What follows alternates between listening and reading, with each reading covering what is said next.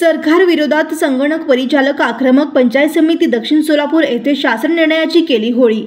पंचायत समिती दक्षिण सोलापूर शासनाने संगणक परिचालकासाठी नवीन निर्णय काढला आहे.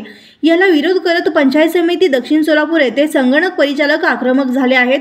राज्य शासनाच्या ग्रामविकास विभागाने काढलेल्या शासन निर्णयाची संगणक परिचालकांनी होळी केली. संगणक परिचालकाबाबतच्या 19 जून 2024ला नवीन शासन निर्णयानुसार संगणक परिचालकाची नियुक्ती महाआयटी कडून पुन्हा एकदा प्रकल्पात भ्रष्टाचार करणाऱ्या कंपन्यांना काम देण्याचा अट शासनाने घातला असा आरोप करण्यात आला.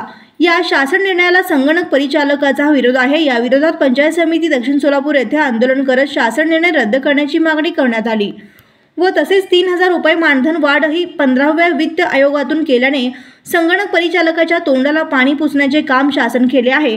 त्यामुळे या अन्यायकारक शासन निर्णय रद्द करावा असं संगणक परिचालकांना ग्रामपंचायत स्तरावर कर्मचारी दर्जा व किमान वेतन द्यावे ही मागणी घेऊन सर्व पंचायत समिती दक्षिण सोलापूर कार्यालयासमोर शासन निर्णयाची होळी करत संगणक परिचालकांनी आंदोलन केले आहे.